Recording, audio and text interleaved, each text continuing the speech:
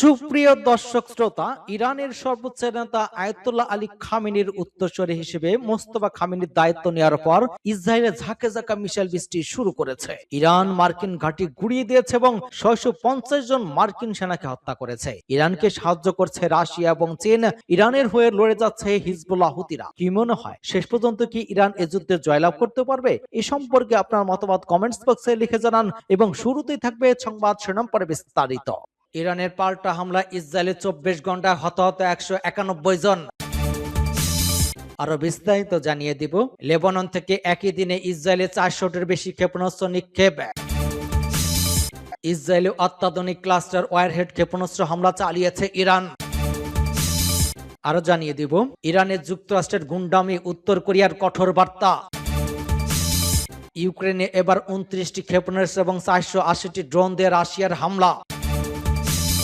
আলোচনা নয়, শক্তিশালী ক্ষেপণাস্ত্র ব্যবহারের হুঙ্কার ইরানের। ট্রাম্পকে আরো একটি দুঃসংবাদ দিল মার্কিন গোয়েন্দারা।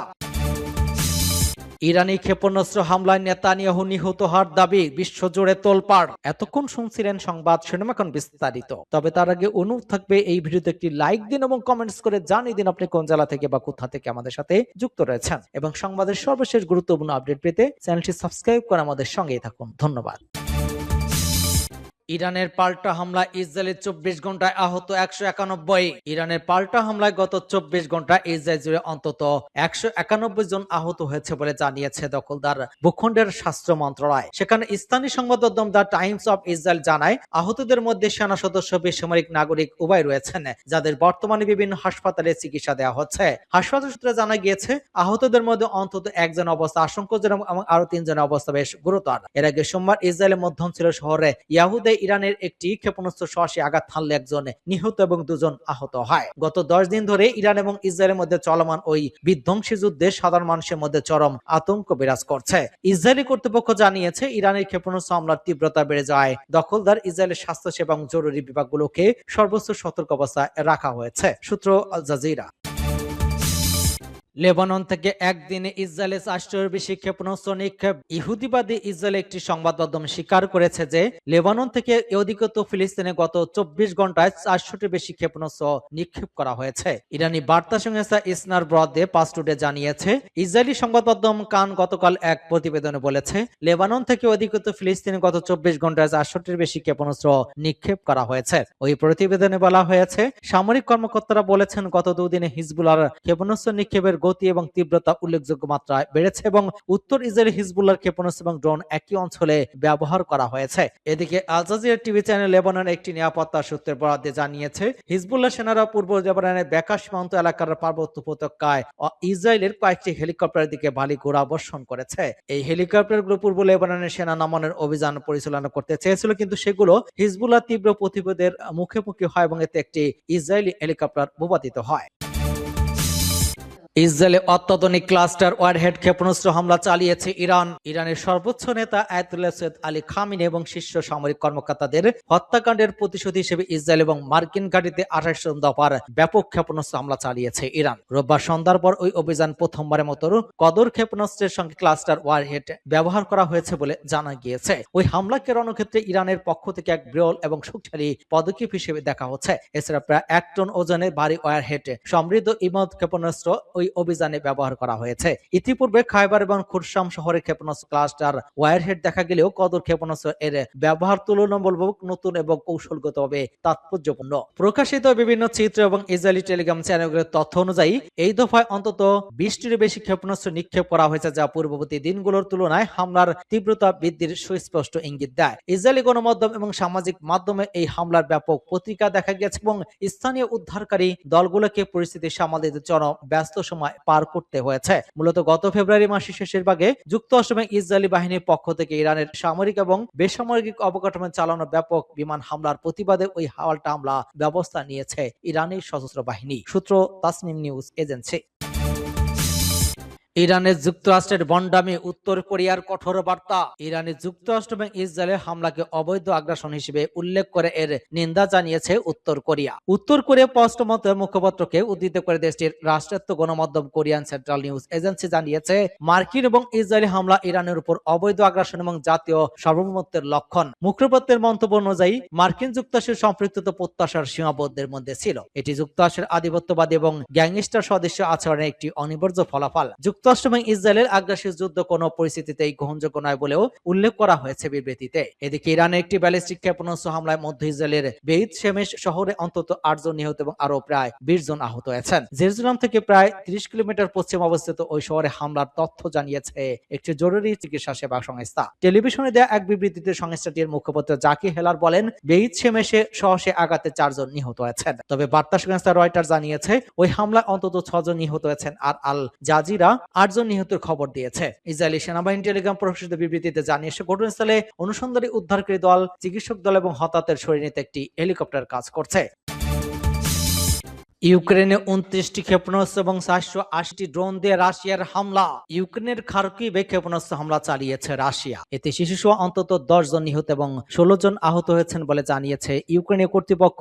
রোববার খার্কিভ অঞ্চলে একটি আবাসিক ভবনে ওই হামলা চালানো হয়েছে। এতে বহু মানুষ হতাহত হন। ইউক্রেনের দাবি, হামলায় প্রথমবারের মতো নতুন ধরনের ক্রুজ ক্ষেপণাস্ত্র ব্যবহার করেছে মস্কো। কিয়েভের মতে রাশিয়ার ইসরায়েলে 30 নামের সাবসোনিক এয়ার লঞ্চ ক্রুজ ক্ষেপণাস্ত্র ব্যবহার করেছে। ক্ষেপণাস্ত্র পাল্লা প্রায় 1500 কিলোমিটার এবং এতে উন্নত স্যাটেলাইট নেভিগেশন প্রযুক্তি রয়েছে বলে দাবি করা হয়েছে। ইউক্রেনের প্রেসিডেন্ট ভলোদিমির জেলেনস্কি জানান, রাতভর রাশিয়া 29টি ক্ষেপণাস্ত্র এবং প্রায় 480টি ড্রোন দিয়ে হামলা চালিয়েছে। কিয়েভ সহ দেশের মধ্যাঞ্চলে জ্বালানি অবকাঠামো লক্ষ্য করে হামলা চালানো হয় এবং অন্তত 60টি স্থাপনা ক্ষতিগ্রস্ত হয়েছে। লাগাতার হামলার কারণে রাজধানী কিয়েভ সহ বিভিন্ন অঞ্চলে জ্বালানি সংকট দেখা দিয়েছে। অনেক এলাকায় বিদ্যুৎ সরবরাহ ব্যাহত হয়েছে। এদিকে পাল্টা হামলা চালিয়েছে ইউক্রেনও। রাশিয়ার প্রতিরক্ষা মন্ত্রণালয়ের দাবি, মাত্র 4 ঘন্টার রাশিয়ার মধ্য এবং দক্ষিণ অঞ্চলে ইউক্রেনের 136টি ড্রোন ভূপাতিত করা হয়েছে। এর মধ্যে 2টি ড্রোন মস্কোর দিকে যাচ্ছিল বলে জানানো হয়েছে। আলোচনা নয়, শক্তিশালী ক্ষেপণাস্ত্র ব্যবহারের হুঙ্কার এবার ইরানের। যুদ্ধ প্রায় শেষের পথে। মার্কিন প্রেসিডেন্ট ডোনাল্ড ট্রাম্পের এমন ঘোষণার পর যুক্তরাষ্ট্রের সঙ্গে কূটনীতিক আলোচনার সব সম্ভাবনা নাকচ করে দিয়েছে ইরান। একই সঙ্গে যুদ্ধের ওই পর্যায়ে আরো শক্তিশালী ক্ষেপণাস্ত্র ব্যবহারের হুঙ্কার দিয়েছে তেহরান। ইরানের সর্বোচ্চ নেতার পররাষ্ট্রনীতি বিষয়ক উপদেষ্টা কামাল খারাজি এক কড়া বার্তায় জানিয়েছেন, ওয়াশিংটনের সঙ্গে কূটনীতির জন্য বর্তমান আরো কোনো জায়গা অবশিষ্ট নেই। তিনি স্পষ্ট করে দিয়েছেন যে ইরানের সেনাবাহিনী একটি দীর্ঘমেয়াদী যুদ্ধের জন্য সম্পূর্ণ প্রস্তুত। দেশের শীর্ষ পর্যায়ের ওই কর্মকর্তার এমন মন্তব্য ইঙ্গিত দিচ্ছে যে মধ্যপ্রাচ্যে চলমান উত্তেজনা প্রশমনে আলোচনার সেই সংঘাতের পথ এখন বেশি প্রবল। খারাজের এই অবস্থান তেহরানের অনমনীয় মনোভাবকেই ফুটিয়ে তুলেছে, যা ওই অঞ্চলে দীর্ঘস্থায়ী সামরিক অস্থিরতার আশঙ্কাকে আরো বাড়িয়ে দিয়েছে। এদিকে সংঘাতের পর বিশ্ববাজারে তেলের দাম বৃদ্ধি পেয়েছে। গোল্ডম্যান স্যাক্স সতর্ক করেছে যে হরমুজ প্রণালীতে সরবরাহ স্বাভাবিক না হলে তেলের দাম প্রতি ব্যারেল $100 ছাড়িয়ে $150 পৌঁছাতে পারে। ইতিমধ্যে ওই প্রণালী দিয়ে জাহাজ চলাচল প্রায় 80% কমে গিয়েছে এবং বহু তেলবাহী ট্যাঙ্কার সমুদ্রে আটকা পড়েছে। সূত্র আল জাজিরা। ট্রাম্পকে আরো একটি দুঃসংবাদ দিল মার্কিন গোয়েন্দারা। যুক্তরাষ্ট্রের গোয়েন্দা সংস্থাগুলোর অত্যন্ত গোপনীয় প্রতিবেদনকে কেন্দ্র করে ওয়াশিংটনের রাজনৈতিক এবং সামরিক মহলে নতুন করে বিতর্কের সৃষ্টি হয়েছে। সম্প্রতি মার্কিন ন্যাশনাল ইন্টেলিজেন্স কাউন্সিল একটি মূল্যায়নধর্মী প্রতিবেদন প্রকাশ করেছে, যেখানে দাবি করা হয়েছে ইরানের বর্তমান ইসলামিক শাসনামল থেকে সমূলে উৎপাটন করা প্রায় অসম্ভব। গত 28 ফেব্রুয়ারি থেকে শুরু হওয়া অপারেশন এপিক ফিউরি নামক সামরিক অভিযানের ফলাফল বিশ্লেষণ করে গোয়েন্দারা ওই সিদ্ধান্তে উপনীত হয়েছেন। প্রতিরক্ষা বিশেষজ্ঞ রুবেন আনসন ওয়াশিংটন পোস্টের বরাদ্দে এক সংবেদনশীল তথ্যের বিস্তারিত তথ্য তুলে ধরেছেন, যা বর্তমানে আন্তর্জাতিক রাজনীতিতে কেন্দ্রীভূত পরিণত হয়েছে। গোয়েন্দা প্রতিবেদনে বলা হয়েছে, ইরানের Islamic revolution guard corps IRGC এবং দেশটির ধর্মীয় নেতৃত্বে এমন এক সুসংগঠিত উত্তরাধিকার কাঠামো তৈরি করে রেখেছে, যা সাধারণ কোনো বিমান হামলা বা সামরিক অভিযান দিয়ে ভেঙে ফেলা সম্ভব নয়। এমনকি যদি শীর্ষস্থানীয় নেতৃত্বের উপর সরাসরি হামলা চালানো হয়, তবে তাদের অভ্যন্তরীণ নিরাপত্তা ব্যবস্থা এবং আর্থিক সক্ষমতা শাসন ব্যবস্থাকে টিকিয়ে রাখতে যথেষ্ট ভূমিকা রাখবে। প্রতিবেদনের মূল নির্দেশ হলো, একটি বড় মাপের সামরিক প্রচারণা চালিয়ে ইরানের মূল্যতন্ত্র এবং তাদের প্রধান রক্ষক কবচ আইআরজিসিকে ক্ষমতাচ্যুত করা যাবে না বলে গোয়েন্দা সংস্থাগুলো মনে করছে। ওই গোয়েন্দা মূল্যায়ন বর্তমান ট্রাম্প প্রশাসনের বড় ধরনের ধাক্কা হিসেবে দেখা হচ্ছে, কারণ মার্কিন প্রেসিডেন্ট ইরান সরকারকে সম্পূর্ণভাবে বদলে ফেলার প্রকাশ্যে ঘোষণা দিয়েছিলেন। প্রেসিডেন্ট ট্রাম্প একটি সাম্প্রতিক সাক্ষাৎকারে জানিয়েছেন, তিনি ইরানের বর্তমান ব্যবস্থা সংস্কার নয়, একে পুরোপুরি পরিষ্কার করে করে নতুন করে সরকার গঠন করতে চান। তবে ট্রাম্পের ওই উচ্চাভিলাষী পরিকল্পনার সাথে মাঠ পর্যায়ের বাস্তবতা পড়ে একটি ফারাক রয়েছে বলে আইসিসির প্রতিবেদনে সতর্ক করা হয়েছে। গোয়েন্দারা আশঙ্কা করছেন ইরানের ভেতর একটি শক্তিশালী এবং একক বিরোধী দলের অভাব ওই পরিবর্তনের স্বপ্নকে আরো জটিল করে তুলছে।